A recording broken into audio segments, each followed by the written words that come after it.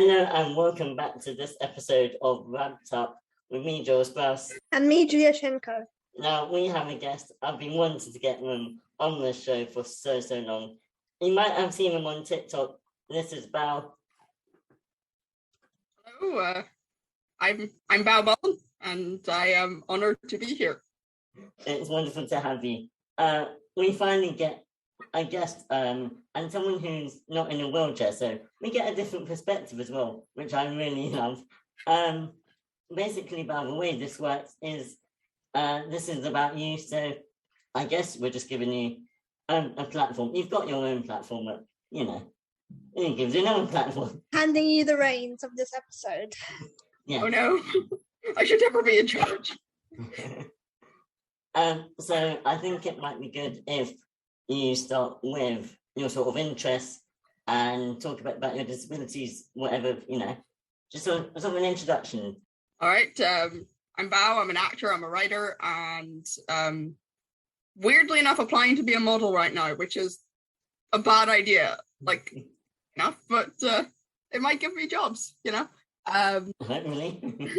Can't hurt, but disabilities, wait, alphabetical order, let's see if I can do this. Goes ADHD, autism, auditory processing disorder. That's not, I've already lost the ABC, never mind. We'll forget about that one. Deafness, chronic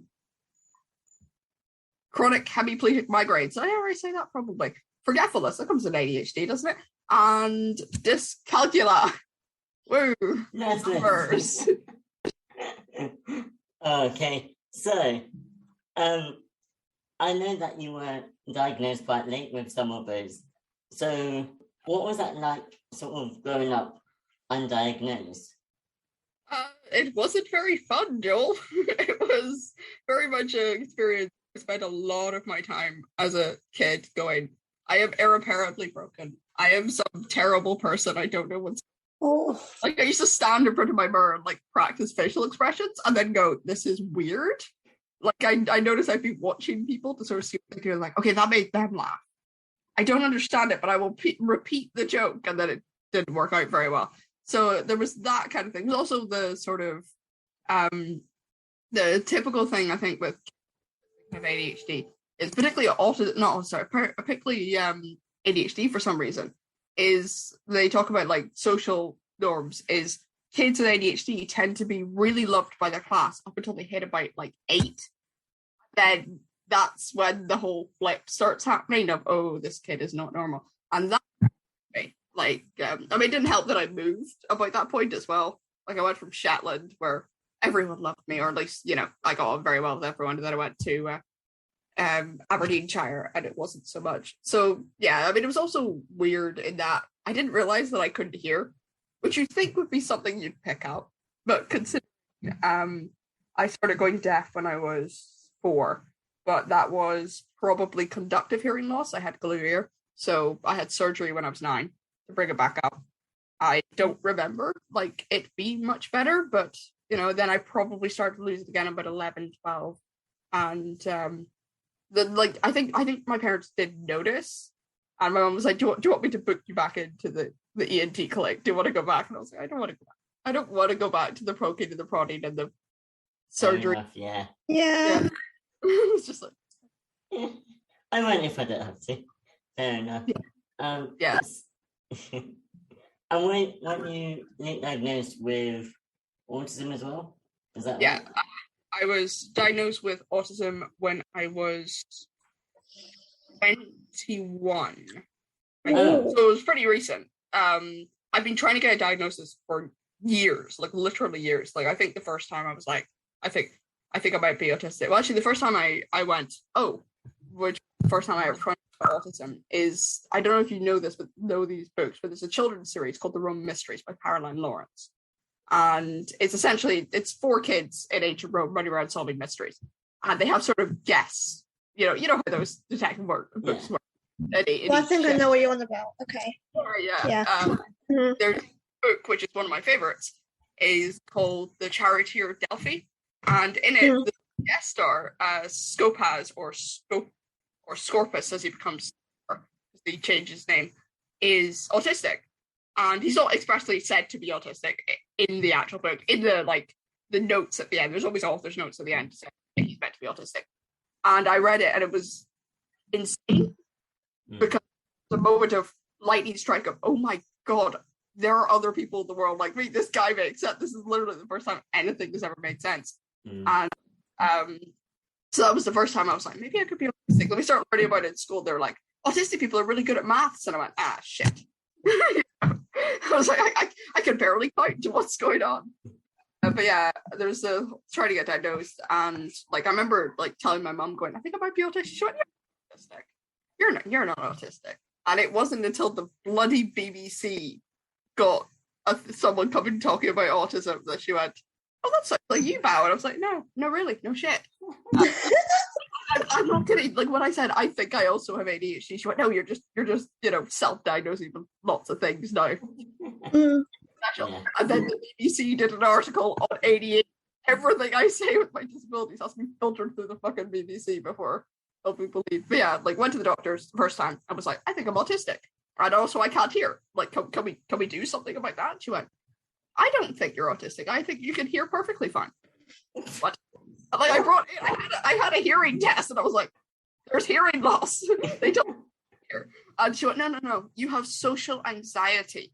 I was going, I'm a fucking stand-up comedian. Depression, maybe, but social anxiety is not necessarily on the list. And she got me a listening app. It was a listening app for social anxiety. It didn't have subtitles.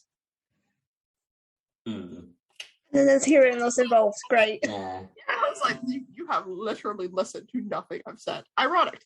That I can't hear. Yeah, and then I went to finally got the way I got diagnosed was I phoned up the doctors one morning and went, hi, I have scurvy. And she went, what? And I went, I have the beginnings of scurvy. And they took me and they were like, you have the beginnings of scurvy. How did this happen? I go, I have an eating disorder. And she went, oh, when did that start? Birth. Like, I was like, I think it's an autism related thing, autism ADHD. And she was like, okay, so we'll try and she went, all right, we'll put you forward. And I had to go and get my actual autism interview because you have to sit down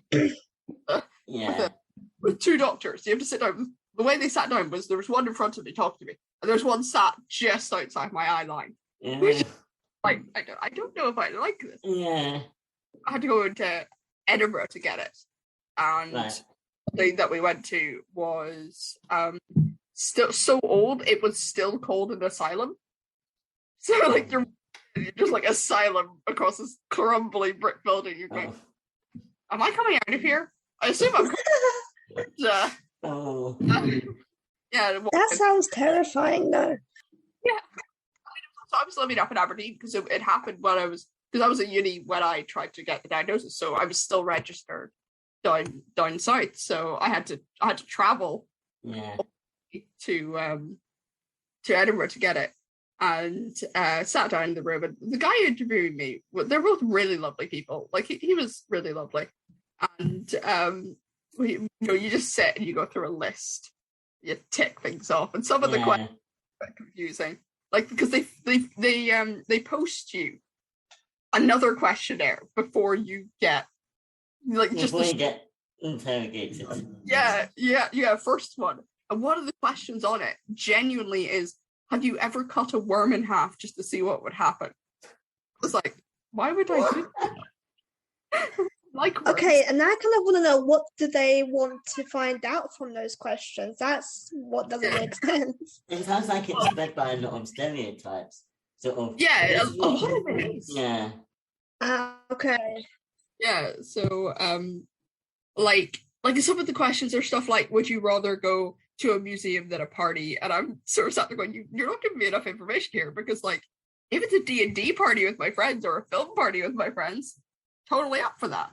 If it's a dinner party, I would rather jump off a building. Do well at dinner parties. But like museum, I'm like, I don't know. Is it a museum of transport? I'm up to that. Is it a museum about history, museum, natural history, museum, science? Basically, can I touch it? Can I put my hands on it? For that, do I get to get involved? Whereas if it's here's a history of like the Imperial War Museum. If you're like, you want to go to a party at the Imperial War Museum, I'd rather not go anywhere that has Imperial in the name, actually. So, Yeah. But yeah, like they ask questions, and honestly, I say the reason I got diagnosed because they ask you about your special interests. And there's an issue if you're assigned female at birth, that if your special interest is something like reading, they go, well, that's normal. They don't actually get it. But I was like, my special interest is a 1970s cop show called The Professionals. And they went, that's weird. You're autistic. That's how it works. Yeah. So you brought up special interest. What is your special interest at the moment? French Revolution. Okay. Shakespeare. That's pretty ongoing. I am a Shakespeare nerd. And bats. Bats. I like bats. I have a bat. Yeah, that's right.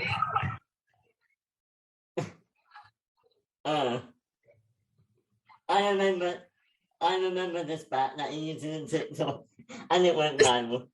Hello, my name is Timothy, and I am a deaf vampire. Being a vampire means it's sometimes very difficult to adjust to 21st century life.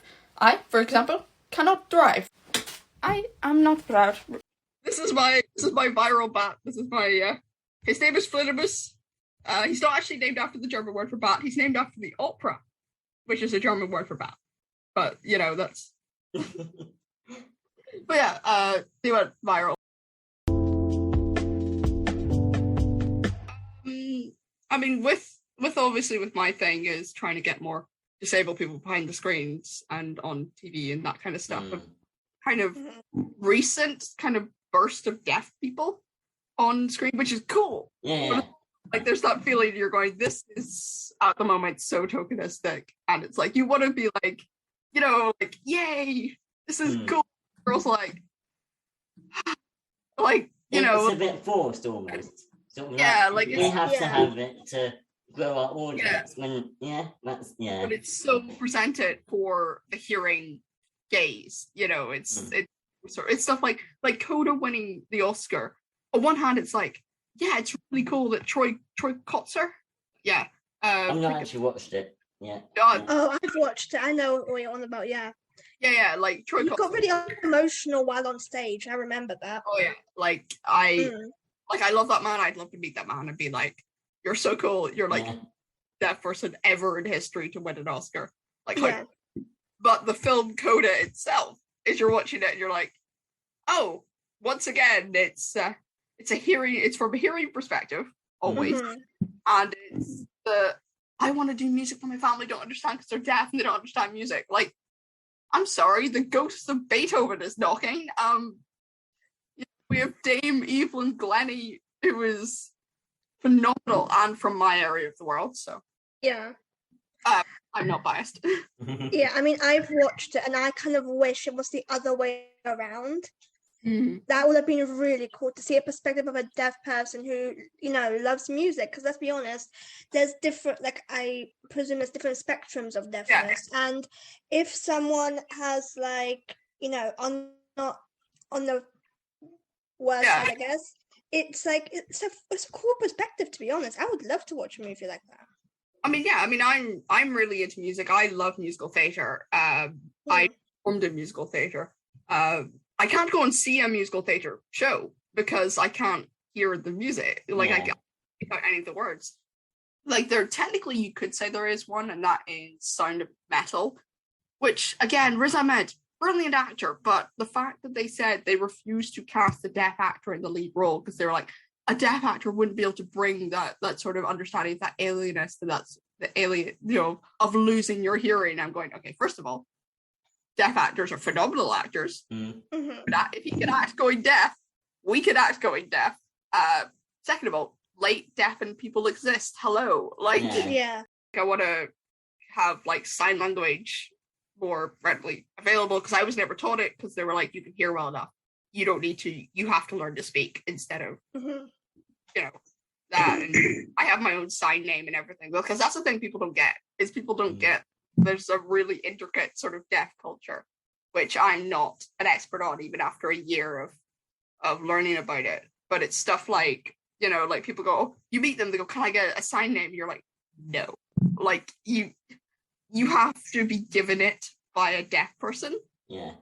Signs, you have to like sort of not really earn it, but you have to like you don't get it immediately. You have to. It's like a nickname.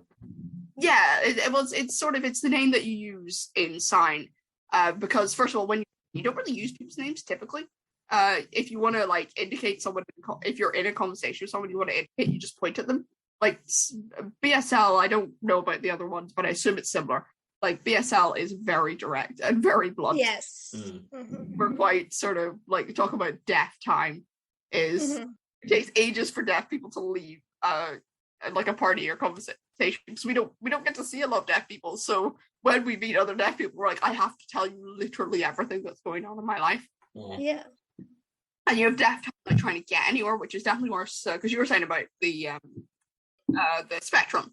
The way the spectrum kind of works is, from what I know, we don't really use hard of hearing as a term anymore. Like in the deaf, we don't talk about it. You're just deaf, and you can have mild, moderate, severe, and profound deafness. So I'm sort of in the sort of like mild, moderate stage, like on other factors because my hearing dips up and down with other medical. But yeah, so with the music, even if you're profound deaf, vibrations are fun.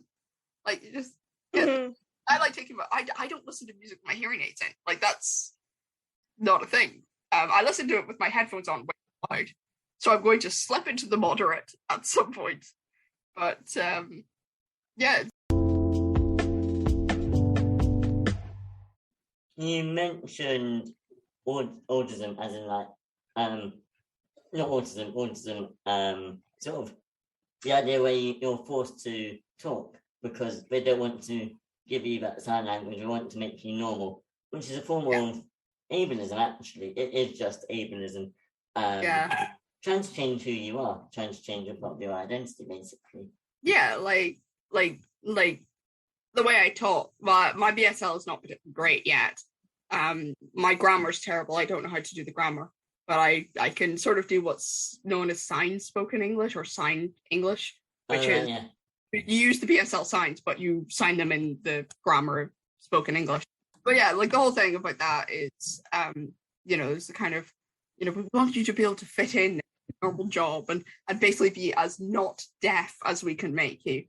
I'm like, no, I like being deaf. I like being part of deaf culture. I like signing, and if I had a time machine, I'd go up and I'd go back, and I think Joel knows this, I would go back and beat up Alexander Graham Bell because he is almost solely the reason that kids don't exist.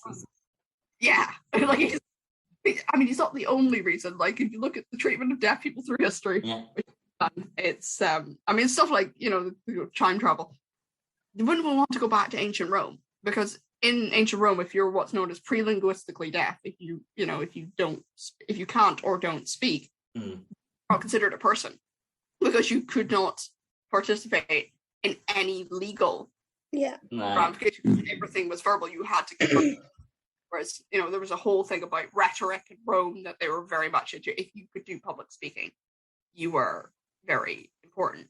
Then, if you look at like ancient Egypt is like the oldest sort of medical text we have on deafness. And as far as we know, like the Egyptians had a fairly decent sort of deal with people who were disabled. They were quite sort of chill about it. I mean, if you have epilepsy, I think they also had the sort of, you are possessed by the gods, which is better than some areas of Europe during the medieval period. Like the devil is in you. People don't realise there's a difference between deaf with a capital D and deaf with a lowercase d. Yes, that is one I have to answer a lot. Deaf with a capital D refers to deaf culture. So I am deaf with a capital D because I'm not profoundly deaf. Deaf with a lowercase d is the medical term for it. Oh. So you use like deaf/D to indicate like both communities when you're talking about it, because there's quite a few people who are deaf who don't want to be part of deaf culture, who don't like necessarily agree with all the sort of things the fact that I was not taught sign and the fact that I use hearing aids to some people in the deaf community is horrific. Like they're going, that's, it's a kind of you're buying into being hearing, and because I can speak. And, so in other ways, form of judgment, would you say? Yeah, it can be quite judgy, and there's some bits where there's quite a few deaf people who don't say deafness is a disability, or like absolutely refuse to have disability applied to them. And I can understand that with the history. Yeah. I get very frustrated when people tell me that I can't call myself disabled because I'm deaf. They go, you're making us look bad, kind of thing. But it's but I go, why would I separate it out from any of my other disabilities? Like my autism is a disability. That's not a bad thing. My deaf is a disability because I live in a society that does not, accept that. And I'm disabled. Why would I say that the fact I can't hear? Because I'm very much part of deaf culture, and I very much have the same ideals as a lot of people, but I just separate. So, what would you say that you love about deaf culture? I love how, this is going to sound weird from what I just said, but I love how accepting a lot of it is, and I love how much a lot of us support each other and are very much like, yay, like we are a team kind of thing. I love sign. I love the fact that we have looked at an autist society or ableist society and gone, up yours. We will do our own thing and we will be very cool about it. So I love that. I mean, I also just love being deaf. I love being in conversations, and if I want to go over a conversation, just go, oh no, my batteries are died, or just if you want to just take your hearing aids out and you go, oh, that would be so good. Just be able to like plug off. See you later. It's just like, it's ain't worth my batteries. They're worth about, Except I got them for free through the NHS, so thank you NHS. Oh yeah. Yes, thank God for the NHS. Because hearing aid batteries, I've been told, are expensive. I mean, yeah, they're valuable, but like they're valuable, you kind of need them. Yeah, like I think I'm sitting with about 200 quid behind my ears, and these are like the cheap sort of. I can't control volume. I don't have Bluetooth. I spend a lot of my time like being really jealous of other people's hearing aids in public. Like I just noticed them after I got hearing aids, and there was a little bit of part of me that had to be like, don't. Not everyone who wears a hearing aid is a friend. It's going, friend, all of us. I do that with wheelchairs too. I'm like, yeah, wheelchair. It's a big wheelchair. I think when me and you first met, we were like, oh my God, like that was like the first like eureka moment. Because I was in the mainstream school, so I didn't have much interaction with disabled people up until end of secondary school and also college. That was like the first like time that I actually was surrounded by disabled people, not just by wheelchairs, but like autism, ADHD, like I absolutely love it, to be honest. The disabled community in general is amazing. Yeah, I mean, I think that we have a fantastic community, and I think we also get the job done, which I quite like. I mean, I'm queer, and I think obviously queer community is great, but there's a lot of ableism in there. There's a lot of racism as well, and and there's the sort of push that some of them are doing to try and get the trans community out, and you're like, you're missing the point. Like, you're idiots. And when I went to uni was like the first time I really got to interact with other disabled people and other queer people, because my uni was 75% female, 65% openly queer, and I think like 15% disabled. Like disability was like lower than less, but we were I mean, higher than I would ever expect. 15%. My goodness, I would love that. I think so. I'm not entirely sure. I think there was a lot of autistic and ADHD people, and if we're including like depression and anxiety, like that was through the roof because we were all performers. Normal people, quotation marks for anyone you can't see, do not become performers. That's true. That's true. You have to be a bit gay or something. It's the thing, people go, you live with autism, which I always like to turn around and go, that's a really weird way to refer to my flatmate, because my flatmate was also autistic. So like, just feel like this weird. But you know, they go, you know, autism doesn't define you. Your brain doesn't define you. And I go, What? It kind of does. Because or you the all one, need it. yeah, or the one where they go, it's all in your head. It's like, yes, that's where I keep my brain. Where do you keep yours? Like, Yeah. Yes, God. Yeah. There's something that people say that you're like, are you that stupid? Like, are you that dense? Or is that just me? Yeah. just like, really? Yeah, just a They moment don't of actually why. leave your mouth. Just a moment of why. It's like you didn't think this through, did you? Like when I got diagnosed, like the autism, the two things that I got was people going, "Wait, you didn't already know?" Because apparently I was incredibly clearly autistic. Like one of my like, you walked in my class on the first day, and I went, "He's autistic." So I was like, she was one of the best lecturers I've ever had. I'm still in contact with her. She's amazing. But the other one was people go, "Oh, I'm so sorry," and I'm like, I said, Yeah. "Cancer." Like, Yeah. Mm. And not also, a you. there's a conception that seems to be, I mean, after diagnosis of autism, yes, you do change as you learn to Yeah. unmask to some extent. But you've always had autism, you're still the same person. It's not, you know, nothing's changed really. Yeah, I'm like, It's what you just liked before, you'll like diagnosis. before. Yeah, Exactly.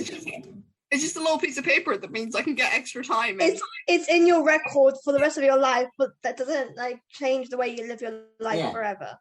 yeah, I mean, it changes it in the way you're like, I am now able to do Yeah. this and the special interests and that kind of stuff. You have a reason to be weird. Yeah, Weird in quotation marks, yeah. I mean, that's why I like the word queer, because like people go, "Does that not mean weird and strange?" I'm like, have you met me? I love it. It perfectly encapsulates the disability and the gender and sexuality. And also, autistic, you're like, that is a reason why I'm trans, actually. We have very, very, very high rates of it compared to other groups, and they're like, autistic people are easily manipulated. And you're like, have you ever met an autistic kid? Yeah, The most stubborn motherfuckers on the planet. Yeah, I can confirm that. I'm 23 years old, and like, you could willingly convince me to touch an apple. I have no reason not to like apples. I just think they're evil and I hate them.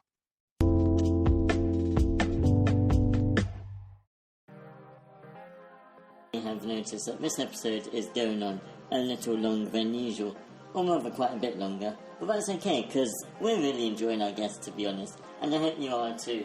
Please let us know what you think, and we'd love to get more guests on as well. So yeah, let's continue.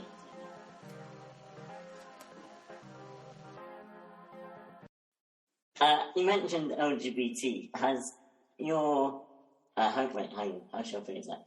I can't think how to phrase that.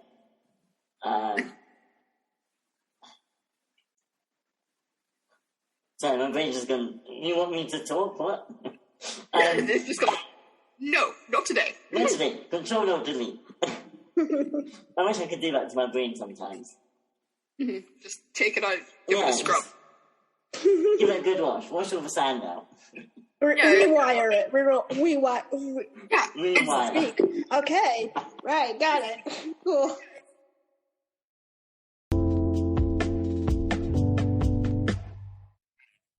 We wanted to go on to the LGBT, I think you said.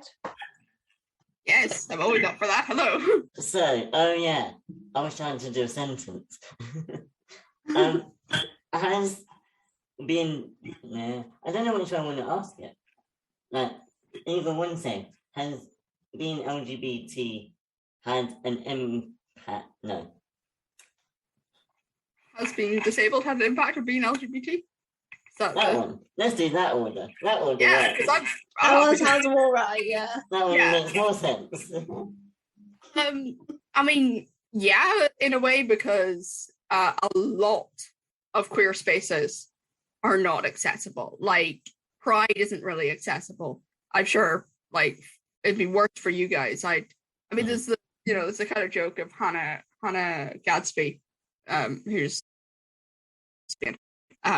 She's fantastic. She talks about the fact that a lot of the queer spaces are very loud and very sort of bright, and of course, like where's the space for like the quieter ones? And like there's never interpreters really. There's never, the only interpreters I've ever seen are Trans Pride, which is a lot smaller, and I think slightly better at understanding that we have intersections in there. And there's also like, I've heard dating as a disabled person is incredibly hard in the queer community. I mean, I wouldn't really know. I don't really date. I mean, I'm on Tinder, but that's not the thing. I'm on that boat right now. So much. Yeah.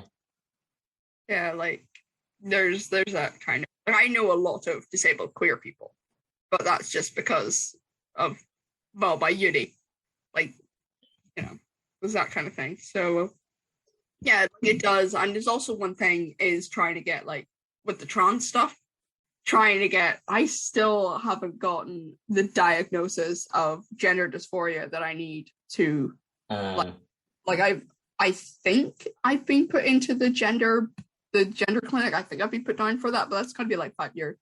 So I'm going to save up and chop my tits off under my own steam. Sorry, that's a bit graphic. Bit graphic, sorry. But it's like trying to, like, as a autistic person going, I'm trans, I go, are you really? We can't really let you do anything because you're autistic, and it's like, dude, we are more likely to be trans. Like, we are, in my experience, we are gender non-conforming at the very least. Like, it's a social construct. We don't fight with those. That's why we have a disorder, Yeah. I don't get why people think that autistic people are less aware of their identity. Well, that's the thing. We have to be more aware of who we are as people, because we're asked to deconstruct it from a young age because we're not behaving right. And if you're doesn't come intuitively to you. Yeah, like, if you're undiagnosed for longer, then you have to do that kind of thing. I'm pretty good at removing myself from environments that that are starting to stress me out, because I have, like, no cringe filter anymore. Like, I got to the point of the whole thing of trying to be social and trying to fit in with the social norms, and realized that I was depressed as hell and I hated myself. So I spent my last couple of years at school doing things like running around in a wizard's cloak and hat to get people to join drama society during the clubs convention. Like, there's so I can remove myself from environments. So it's rude to leave. I don't care. It's ruder to have a meltdown. Goodbye. Like, just find a book or a cat. Like, I will go hang out there. So yeah. And like one of my aunts, like, after COVID happened, I finally got back to, like, see my extended family, and, like, it feels pertinent to note that one side of my extended family is Irish Catholic.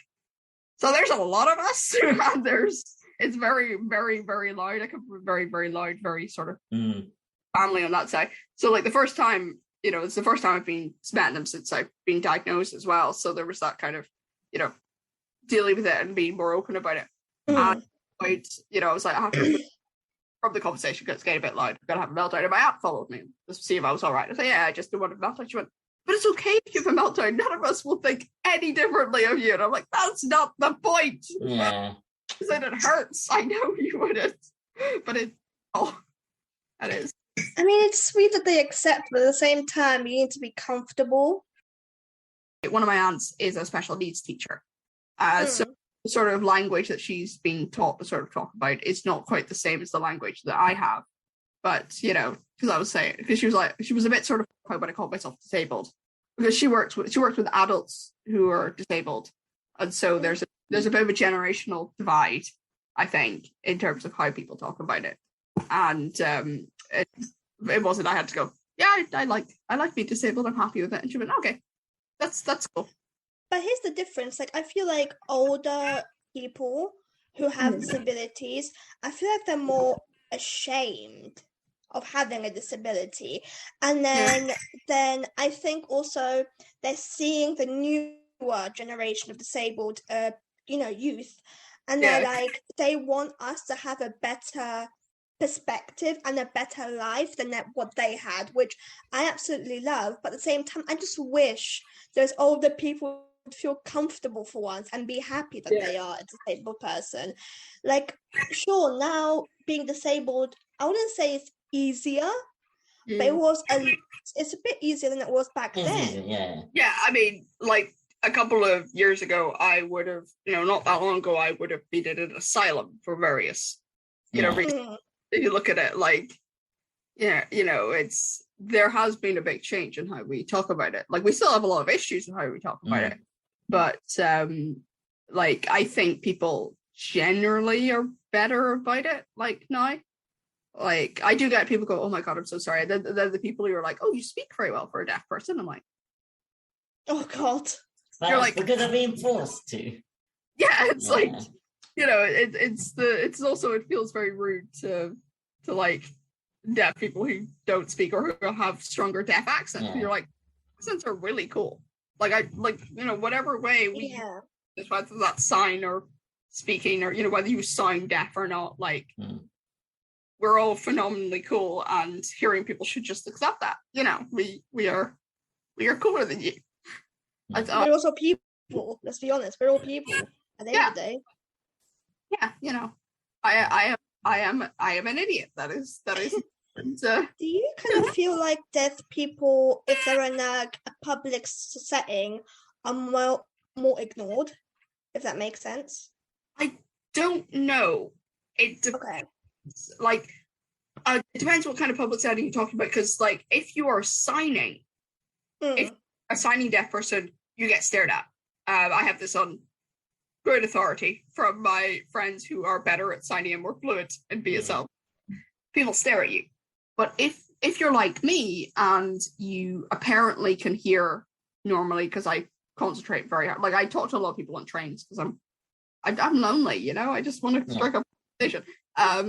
Is like, they're always sort of, they're like, "Are you really deaf? Like, you can speak and you appear to be, like, you don't appear to need sign or anything. You're just like lip reading and sort of," and I'm like, yeah, I'm still deaf. Like, just because it's not the deafness that you know about isn't, there's that kind of thing of like, people go, "Well, you don't really need," it's very hard to get sort of assistance because I don't have, I can't use the like any kind of Bluetooth stuff. I'm a theater, I can't go into the loop.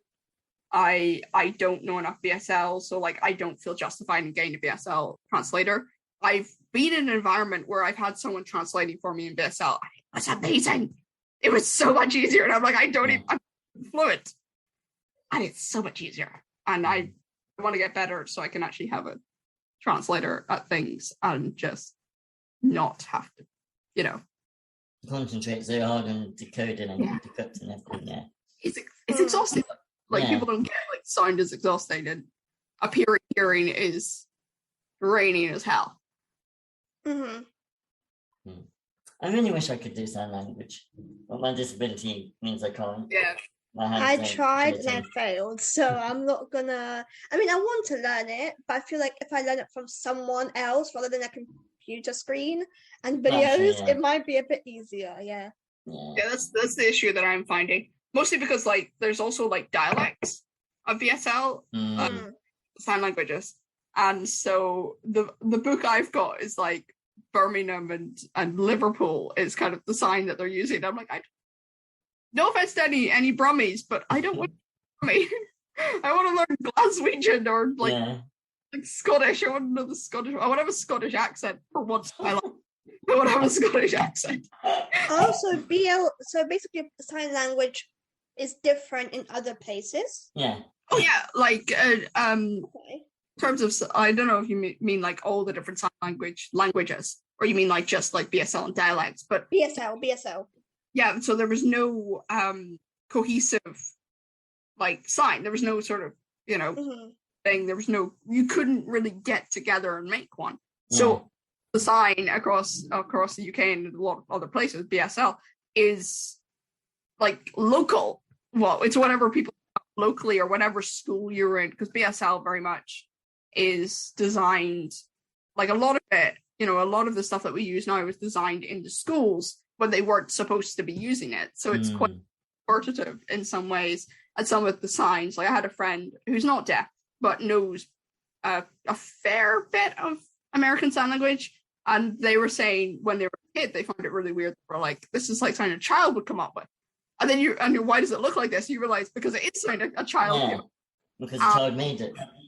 Yeah, like because they needed it, and like a lot of it, like particularly if you look at American Sign Language in the way it's designed, it's kind of designed to be seen like you don't look at it like across from someone, you look at it down the side to someone signing, by their their waist. Yeah. So teachers wouldn't be able to see. It's designed to be seen under a desk.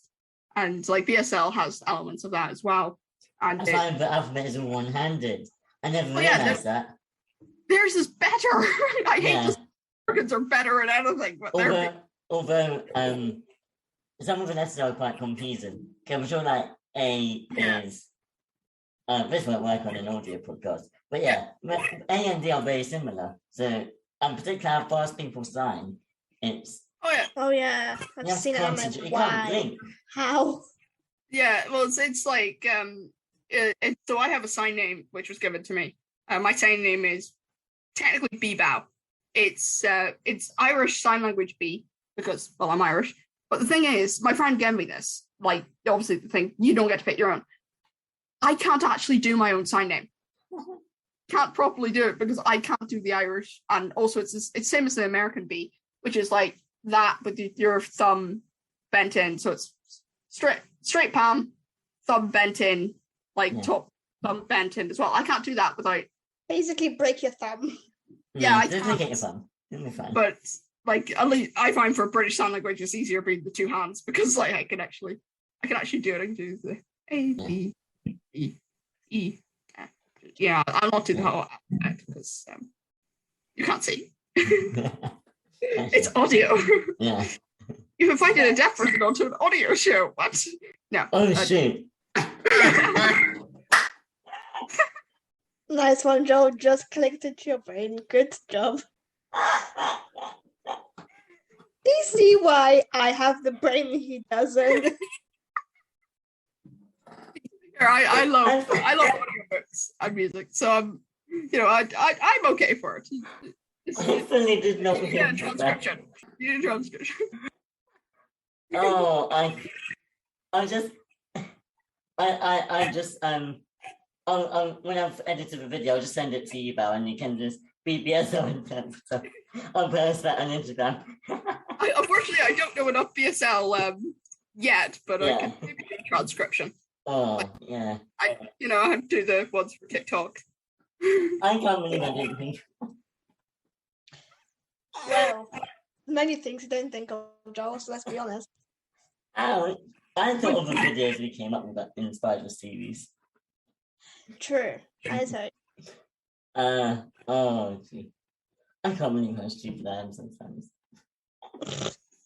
To be fair, I'm also autistic and ADHD and all that stuff, so you can go with the chronic hemiplegic migraines. You can.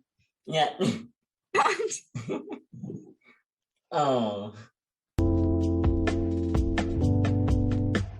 There's also one thing I wanted to ask is, how did you deal with school, if that makes sense, before your diagnosis? How do I put this? I was a teacher's pet. Oh God, okay. Wasn't every disabled person? Exactly. I got bullied very severely for my disabilities and for me, like queer before I even came out. Before I even knew, people were like, "That's queer." Like, we know. I got beaten up a couple of times, but I really liked learning, so I did well in school, which part of the reason I didn't get diagnosed was the stuff I was good at. I was really good at, and the stuff like maths, terrible at maths, terrible at computing as well. Like, well, I was good at the actual computing bit, like the actual programming. But you asked me what's in a computer, I was just like, it's magic. That's magic box. It's a magic box. Yeah, I love history. I love media. I love English. Any subject that taught by like letting us get involved. Not PE. I wasn't a big fan of PE. I mean, I was sporty, but like, you know, gender dysphoria. Yeah. And that usually where people beat me up was in PE, and weirdly enough in drama as well. Like I got kicked out of drama when I was 14. So that's interesting. Yeah. Yeah. Basically, they went. I don't think you should take this to any higher level, and I'm going, why not? So they were like, you could do Shakespeare, and I was sat there going, is that not a good thing? I don't know, but it was because I was getting like beaten up in like behind the curtains, and like they moved my classes and stuff. Because the first class I was in was a boy who smashed my head into a playground when I was a kid. I still got the scar. And like I know I say this very casually, and I forget that this makes people go, "What?" Yeah, like us right now. What the fuck? Yeah, well, that was probably. I mean, I've got you can't really see it because my screen makes me look like I'm about to succumb to rickets at any moment. I had to do the white balancing, but I've got this arm which is like a tattoo because someone pushed me onto a rack of pencils in art, and I got impaled. And I'm sorry. Where were the teachers in all of this? I don't know. Caution. Like the thing is, I don't know how a lot of them didn't seem like a lot of teachers did know I was getting bullied. To the point, one of the teachers was my teacher. I had a teacher who bullied me. Like, yeah, she got very angry because we had like one of the first lessons we had there. I was like, you know, I'm like 12, 13. I've just entered high school, and it's English, and she got us to stand up and name proper noun. So places, we had to name places. And I said the Bodh Mountains, and she went, where are those? I went, there are a range of mountains in Northern Ireland. And she went, spell it. And I was terrible at spelling because like I couldn't hear to spell. So like I didn't, you know, they go, it's how it sounds. I went, that does not help in a lot of situations. And I couldn't spell it. And she was like, it's not real, sit down. And I was like, no, it is real. And I showed her. I was like, look, the Bodh Mountains, I've been there. I know they're real. Like they're the inspiration for Narnia. Like, come on, you should know this. And then she hated me for the rest of the time she taught me. I had a teacher tell me that they're not going to accommodate me because it's too much hassle for them. I'm like, I'm not asking you to. You have to, because how else do you want me to help? Yeah. Well, it's like in English we'd have you'd have to have the listening stuff in English. Yeah. You watch something, you have to take notes. I was like, can we have subtitles? I had the teacher go, no, you're meant to be listening. I'm going, and you're hello. I didn't have a diagnosis, so I couldn't say. Of course, yeah. Okay, that's before. Okay. Yeah, so that was before. I didn't get like hearing aids and stuff till I was 22. Oh, it's the same time as your autism. No. Wait, I was 20 when I got my autism. I was 21 with the hearing, and then that's it. That works. Okay. Okay, makes a lot of sense. Yeah. So that. But like I would like agitate the teacher if I had hearing aids. I'd be like, hello. Yeah. Hello, I can't hear. I'm going to be beaten up even worse for having hearing aids. Like I imagine if I had hearing aids in school, they would have been destroyed because they destroyed my clothes. Like they went into like when I was in PE, they went in and like ripped up my my bra and stuff because they were like, obviously you're a man, you don't need this. And then when I came out, they're like, obviously you're a woman. I'm going, I have literally not changed. Like this is like you wear a bra, you call the man, and then take it off. You're like, oh, so you are a woman. I'm like, yeah. What? Well, they're right in history. Yeah, it's I mean the thing is with the asking about school is I have no qualifications in languages because I could not do the listening exams. I had to not take it because there wasn't going to be accommodation for that, and it's a major part of the exam. But I did end up loving media and being having enough of a special interest that I was asked if I wanted to skip straight to doing hires. So I don't know if you guys know the Scottish system, but you have your NATS 5, so your first exams, which are sort of equivalent to GCSEs, I think. Okay. You guys have A levels? Do you still have A levels? Yeah, we have A levels. Yeah, those are the ones you take to get into university, right? Yeah. Yes. Yeah. So hires are A levels. Right. Then we also take advanced hires, which you can take. Not everyone does, and they're essentially meant to be equivalent to a first year at university. So that's the first time I ever took media at all. The first time I ever even discovered it was a subject. I was asked if I wanted to immediately take the university level exams because I was pretty good at it. But I couldn't do math, so I had to decline. Oh. But like that was the thing. Like I was terrible at like, you know, I wasn't terrible at music. Like I remember getting given a triangle to play, and I couldn't do the triangle, so I was like, I don't know. I hope this is working. Like I hope it just aimlessly banging it and just hoping it works. Yeah, I mean, I liked composing because I've got to use the computers for that, and I couldn't really. I mean, the music teacher was very excited when I first arrived because I was taking piano lessons. She was like, "Yes, sit down at the piano and you shall play it." And I was like, "I don't know how to play piano." Like, I just sitting there like this. Yeah, I couldn't read sheet music because of my dyscalculia. So, like, I learned everything through muscle memory. So I just sat there and, "What can you play?" And I played like Countdown Races. She's like, "Wonderful. What else can you play?" That's it. That's I've just memorized. I can still play Countdown Races. Nothing else. But yeah, like that was the kind of thing. Like music was iffy. English I loved. Even when I didn't have an evil teacher, but because we do Shakespeare, we do the plays, and I get to stand up and announce my my attention whore capacities. I'm just excited that someone to me. I haven't talked to like disabled people ages, you know. Yeah. It's so freeing and just sort of like, I'm not alone. Joel nearly cried when he just spoke with me. He went up to his lesson and nearly cried. No, I didn't nearly cry. I did cry. I was like, to my best friend, I was like, I just met a disabled person. Like, it's a disabled person. And then we met again in student council, so that was great also. Yeah. We called our first sort of meetings counselling or something because it's therapy session. Yeah, therapy sessions, yeah. Therapy session. It was great. Yeah. What am I trying to do? I'm trying to send this to you. I swear my brain can't multitask. It's just like, what do you mean you want me to do multiple things at once? I can either multitask perfectly when the ADHD kicks in, or when the autism kicks in, I can't do anything. It's like we shall decide. Yeah. It's been nice speaking to you. It really was. It has been great. Thank you so much to Bodh for joining us for this episode. Thank you so much for sharing your experiences. It's been wonderful to have you on. Anything you want to promote, your social media, any of that kind of thing? I'm on TikTok. I'm desperately trying to get hired by telling you that every franchise you've ever loved needs a deaf gay character. Also, sometimes I throw bats at walls, and it's funny.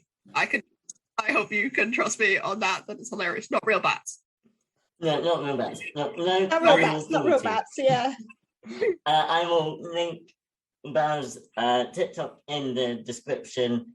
But for now, that's it from me, Joel Sprouse. And me, Julia Shenko. Have a wonderful time. Goodbye. Bye.